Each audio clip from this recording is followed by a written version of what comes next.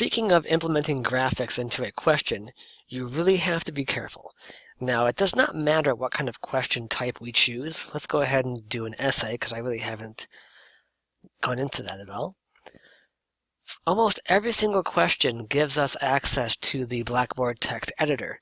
The answers, not necessarily. There will be some buttons that are missing here, but for the questions, you pretty much have full access to all of Blackboard's text editing tools, which means that you're probably going to want to insert an image or a diagram that you then base a whole bunch of questions off of, which is fine, except here is the problem that I see all the time. When we go ahead to an image and we go and insert something, here is our upload image window where I can add a file from the course or my computer, and I've just added a pretty large image, and you can tell because this is the image here and we have some long scroll wheels. So my image is going to be gigantic, which means whenever I deploy this to a forum or a discussion, an assignment, or a test question, it's going to stretch out the entire screen and mess up everything. It's just too damn big. Now, oftentimes you're not going to realize this until you already go ahead and hit insert. It's going to say, are you sure? Go ahead and hit yes. And so here's our picture. And it looks like it's as wide as the screen here is, but that's actually not true. The text editor is automatically scaling it to fit our window, which means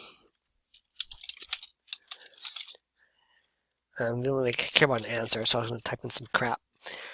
When I go ahead and submit this, what you're going to notice is now all of my questions are suddenly a little bit wider.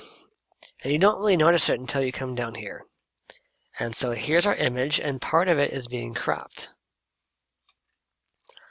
Now, luckily, with the new format, the question area, or your content area, is now smart enough to predict this problem. And so you're going to have your scroll bar down here as part of your content or question item. In an older version of Blackboard, you're not going to have that. And so you might find that your questions and your tests are suddenly super wide, and you're going to have to scroll down until you find the image that's causing that. And it's almost always because of an image. So you have two options for scaling this down so it's not quite so cumbersome to look through. And to do that, let's go ahead and go over here and edit this image, or this question, this content item.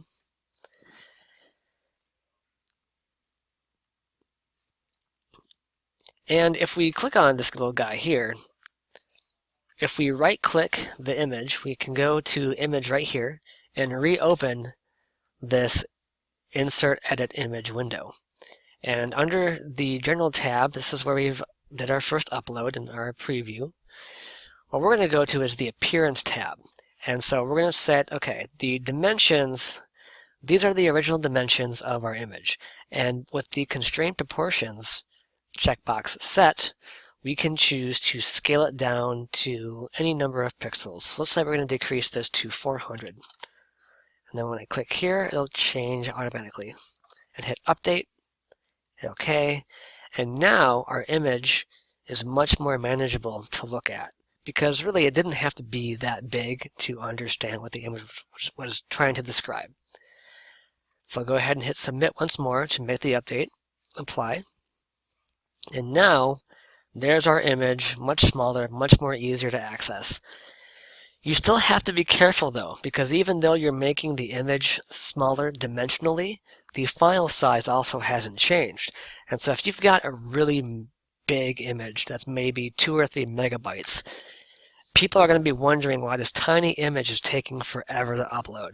So you do want to be conscious of making your images not only small enough where they will not become unobtrusive or annoying dimensionally, height versus width, but also that they are smaller in file size as well. And you can do that with pretty much any image editor.